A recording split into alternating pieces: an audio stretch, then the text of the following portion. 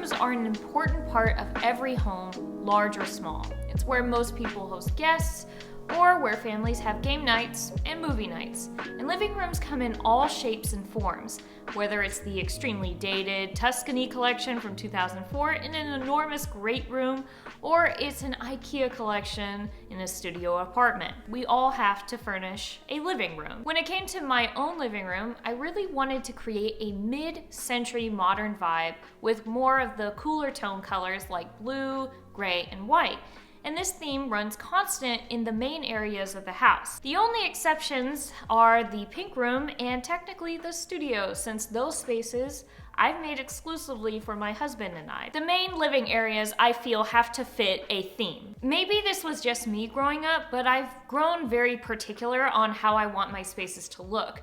My parents were somewhat good about this, but if they added a new furniture piece, sometimes it'd seem a bit out of place. This was more of a functional solution rather than a cosmetic, but even for me, a chronically messy person, I didn't really like that. So I wanted to make moving from room to room in my house to feel more like a seamless transition, as if it were one cohesive space, which required planning and looking around at furniture stores for products to buy. So before I talk about individual pieces, let's take a tour of the rooms. As you can see, my living room and kitchen flow right into each other. We were very fortunate enough to be able to choose our finishes in our new home, which not a lot of people have access to at the moment. Keeping with the theme of that seamless flow I mentioned, I made sure that the backsplash of my kitchen and the fireplace had the same stone layout to really blend together both spaces. I also have this gorgeous wood floor that stretches into my kitchen. I was pretty nervous about that since, water and wood really aren't a good matchup, but I can assure you, as long as you're very careful,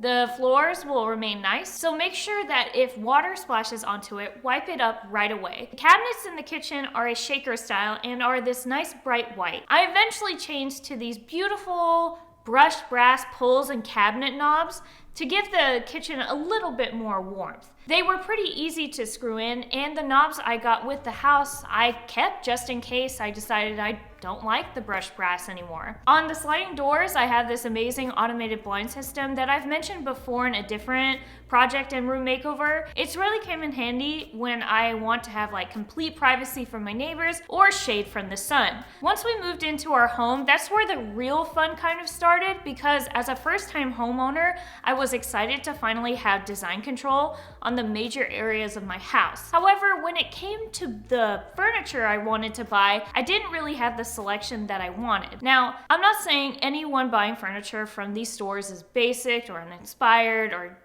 doesn't have any taste in anything whatsoever, but I've never been too into furniture from major furniture dealers like Ashley, Rooms to Go, or even local furniture places in Houston like Gallery Furniture, mainly because the style I want is not represented well there. What do I mean by that?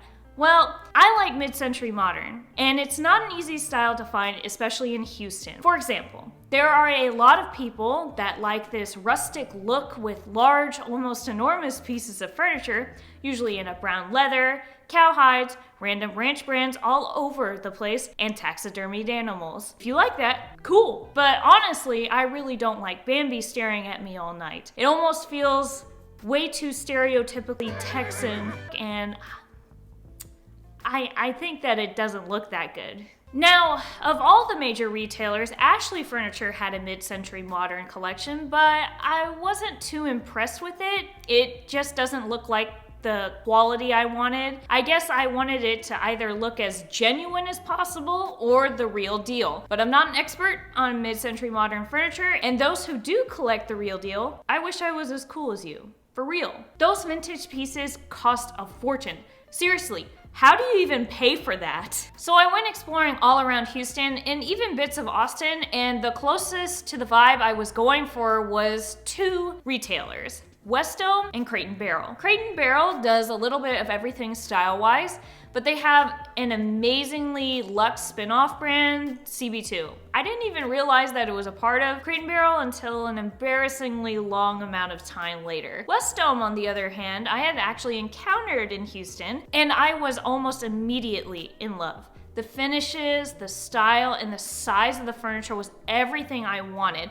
I loved the simplicity they had, but I also loved that these pieces stood out in their own way. And because of that, Jimmy and I bought several pieces of furniture from West Elm in store that we thought fit best for our home. So let's get started and let's get into some of those furniture pieces that I bought for the kitchen and the living room that I got from both West Elm and other places that were kind of similar to it. The two blue velvet chairs are from West Elm. They're both Lottie's, which can come in both fabric and leather combinations. We picked these two because of the color selection and that the legs had this beautiful brass feature on them, which fit my original theme. And right next to them is a familiar sight, the Project 62 marble and brass table that I've actually used in a previous project before this. It's surprisingly affordable and feels very premium. The Andy's sectional sofa is another piece from West Elm. I'm going to talk about that one in just a bit, but for now, let's look at the rest. In the kitchen and in the dining room, I have these amazing chairs from Target known as the Nils Brass Base Kitchen Seating. Honestly, these are a steal. They are a pretty good quality for not too much. When I have people come over, a lot of them actually say how much they love these chairs and how nice they feel and how much it fits with my decor. I will say, if you have lighter wood flooring like me, have a rug for them to be on or be extra careful when you move them since they have a tendency to leave marks on the floor. But they shouldn't be permanent and only need a bit of a small washcloth to clean up from the ground. Another piece that deserves its own spotlight is the Samsung Frame TV. I'm not a big fan of giant TVs in living spaces like this, and the frame helps get rid of that eyesore by either being a painting on the wall or a TV with a press of a button. And mounting it can be a bit of a pain. It took a couple of weeks before the larger pieces came in for not just the living room, but the other rooms as well, which was great considering at the time furniture was very slow to come in for most people in the summer of 2021. And it was nice to not actually sleep on the floor for once. After the furniture got moved in, we were both pleased by what we selected, and honestly, I didn't have much issues for a bit. That was until one glaring issue, which was unfortunately the couch. I will say this though. The Lottie accent chairs are actually top notch. I haven't had an issue with any of them, and they look great and don't take up too much space, which I appreciate since I have this complete hatred towards chunky furniture, and they feel very nice to sit in. Nothing is sunken in, and they're beautiful to look at. The sofa sectional, while beautiful, came with its own set of problems, and there are 3 reasons why. One is because of the sofa cushions. They've actually gotten progressively flimsier. By that, I mean they don't like to stay upright after you sit on the couch, and the pillows slump over and make the couch look like a mess that's been around there for like ages. The second is that the ottoman feels not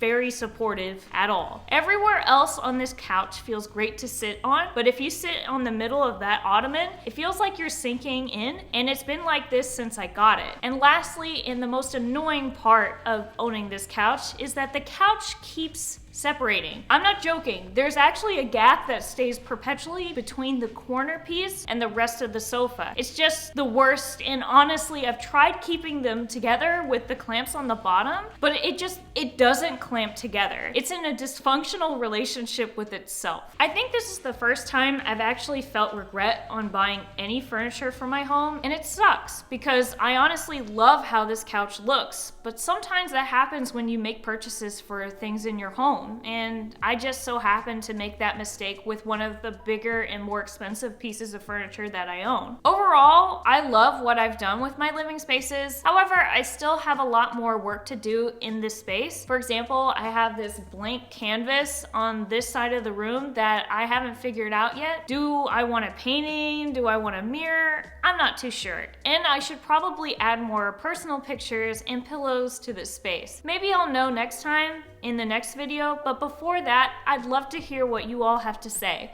Is the room decorated to the best degree, or do you think it needs more work?